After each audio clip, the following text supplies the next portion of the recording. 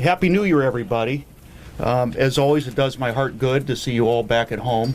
Welcome back. I'm looking forward to another session. I want to talk a little bit about the future of Indiana House Democrats and the immediate future of this legislative session. House Democrats have a very sacred and fundamental role that I'm extraordinarily proud of and enthused about. Our first job that I'm looking forward to immensely is to help the majority.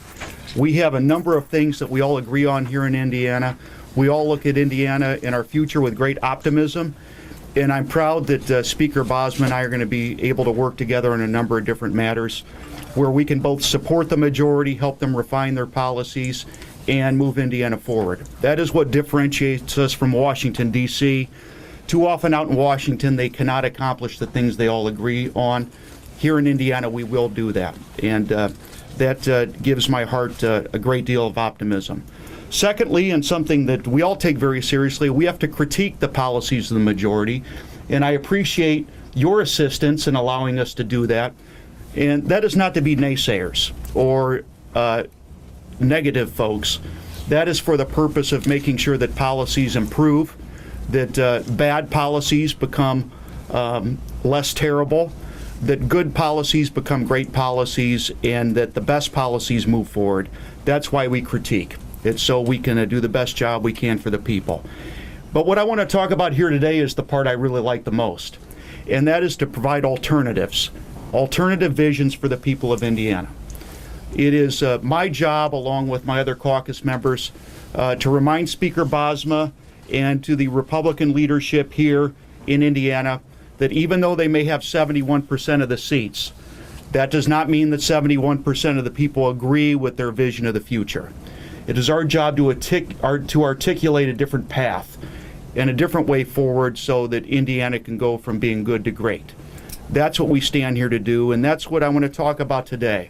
I'm going to be speaking about a number of these things that you see posted here on the floor of the House of Representatives tomorrow, but I thought that our friends in the media deserved a little bit of a taster's test regarding some of the things that we're going to be discussing, that we're going to be pushing for, and that sometimes we're going to be fighting for here in Indianapolis.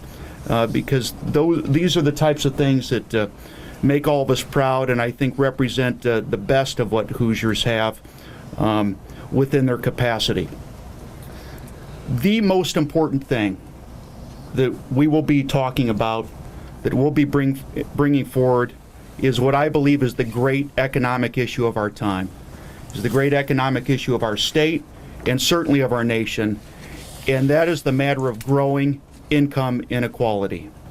The differences between the richest and the rest of us are at the greatest extent since they've been since the Great Depression. That is troubling and is something that has to be fixed. And it's a problem that didn't happen in a day, and it can't be fixed in a day. But it is something that we can no longer ignore. And we have to start taking the steps to make sure not to bring the greatest among us down, but to make sure that the rest of the folks are lifted up. And the first thing we can do is by talking about it, by making sure that folks understand that our household incomes are going down compared to the rest of the nation. They're going, in many cases, down compared to the rest of the world, and that we need to take steps to help lift people out of these problems. Sometimes it means stopping policies which are going to continue to deflate wages. Already we see a bill filed on eliminating the common construction wage, which is going to further drive down wages and salaries here in Indiana. We need to set those things aside. We also need to look at things that will bring up the wages of people that are really struggling, like adjusting the minimum wage, as many other states, including red states, have been doing. And we need to find ways, most importantly, to grow, attract, and retain highly skilled workers with higher income potentials. It's not just about artificially giving people higher wages. It's about allowing them the opportunities to work for higher wages. You will never hear anyone assert people do not want to work for what they have or what they could potentially have. But we want people to have more opportunities to earn a better wage.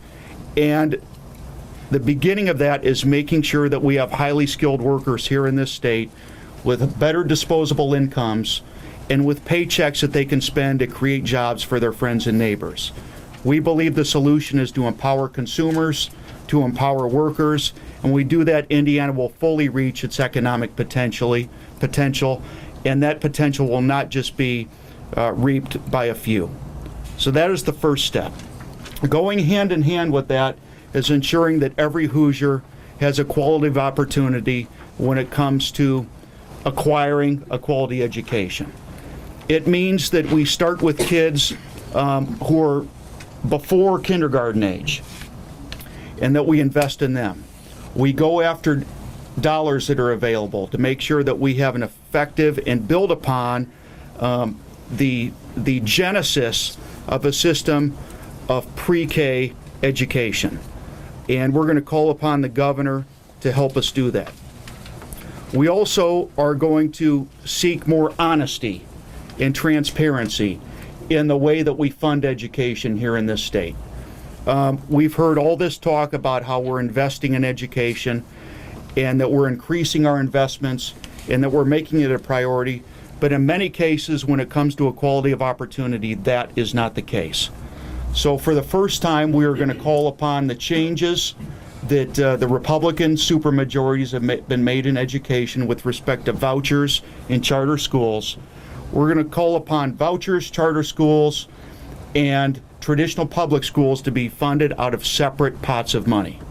Now, why are we doing that? Because we have to start to be honest about what we're cutting and what we're investing in, and then we can do what we're asking educators to do, which is to do a harsh and sometimes critical self-evaluation of what's working and what isn't.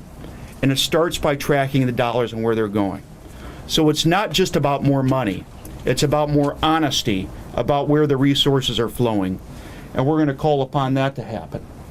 We're going to try to make it easier and more predictable for the first time for adults, for people going to college, for people acquiring new skills for the jobs of tomorrow, to be able to get those new skills without being in a system of indentured servitude to their college loans and their loans that they get for new skills. So we're going to suggest that when you are given a tuition rate to go to an institution of higher learning here in Indiana, that rate be frozen in place until you get your degree within a reasonable amount of time. We can't tackle the challenges of steep higher educational costs overnight, but it does start with making them more predictable. And if they're more predictable, families and parents and people who are already working and people who are preparing for their last jobs in the workplace will know what it's going to cost them in order to get that education. And that's an extraordinarily important change that we think is going to be essential to discuss, because it fits hand in hand with raising the incomes of every Hoosier citizen. And then finally, as we're making these changes, we're talking about bigger ideas, as we're laying out alternative visions for the paths that lie before Hoosiers towards prosperity. We have to continue to build trust in the institutions that make the decisions. I look forward to working with Speaker Bosma to reform ethics for this institution here. It's important to be done. We've learned from the mistakes of the past, and we're going to fix those mistakes for a better future. But the big problems are staring us right in the face. In many cases, we are addicted to a political system that no one wants to break free of. And it is a little bit like an addict. Those problems are staring us right in the face, and too often we're not willing to take the steps to fix those problems. The first one is that we don't have enough competitive elections here in Indiana. We are now halfway through the decade. It is time to start planning for the next reapportionment. And the number one goal needs to be more competitive races here in this state. This doesn't mean that the people out there are changed. It doesn't mean the faces are different.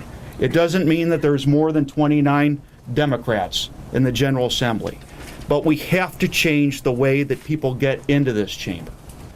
And people have to earn those seats. And they have to earn them by articulating alternatives to the people and giving the people clear choices about the avenues that are before them. It's time to start embracing, studying the idea of nonpartisan redistricting. We already see a red state in Ohio taking that step. Other states have already taken that approach. We need to get redistricting out of the hands of the politicians. We can no longer have politicians picking their constituents instead of constituents picking their politicians. We need to start changing that today. 2020 will be right around the corner. It will come here very, very quickly. And we need to let the people know now that we're going to force competition in our elections. Secondly, we all know that the big money and the secret big money needs to get out of our political system. This is a national problem, but unfortunately this ailment starts with states.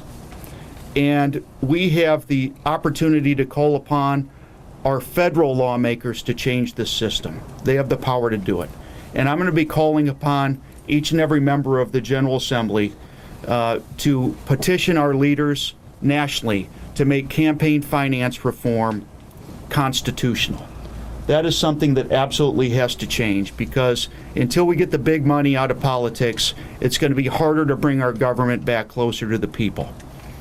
Those are two immediate things that we can accomplish together to make sure that we have an institution that has the trust of our citizens in order to make the big changes that are necessary for the people of Indiana to have confidence that we're going to lead them in the right direction and that we're going to create prosperity for everybody. And then there's one last thing that I want to touch upon, and it's the matter of tax cuts. We all know that we need revenue that are going to allow our cities and towns to remain economic engines, that are going to allow our cities and towns to renew their energies so they can drive the output of the rest of our state, to ensure that we have the the services that businesses need in order to operate. These things take resources. We also have to get dollars back into the pockets of consumers. And in trying to mitigate these two goals and mediate between them, it is time to stop the reckless tax cuts that we have been doing. We have given away hundreds of millions of dollars for the benefit of the few, and the rest of us have not seen the outcomes that we have been told were going to occur. That has to change. If we're going to cut taxes, there is one tax we have to cut first. It is time to eliminate the textbook tax once and for all. We've now talked about it for over 2 decades. That has to change. We have to stop being one of the last few states that stands in the way of kids and parents trying to provide for a quality education and trying to make choices for their household budgets with respects like going to the doctor, having better health care, purchasing school supplies, and doing the things that need to be done to provide opportunities at home. We have with the optimistic forecasts we have about some of our growth in some sectors of our economy, with the outlooks for what people may be spending, we have to set new priorities. And it is time to get these dollars back into the hands of parents. And that's something we're finally going to be debating and bringing to the floor. We can afford it. It's something that can be done. And we should stop talking about it and using it as political rhetoric back home. We need to get those dollars back in the class of middle-class families. And that should start today. If we're going to cut taxes, it's time to do it for the middle class. And that's one that we immediately can do that the public wants, and that together in a bipartisan way, which we can be proud. Those are some of the goals of the coming session that House Democrats are going to be articulating and enunciating. Again, I look forward to working with the Speaker and the House majorities to ensure that we have the state that we all believe that we can have, which is one where businesses are successful, but consumers and workers are equally successful. We have to eliminate the barriers to our long-term economic growth by making sure that those in the middle class are brought up to levels where they can sustain our growth and not be a barrier on our growth because we have held them down.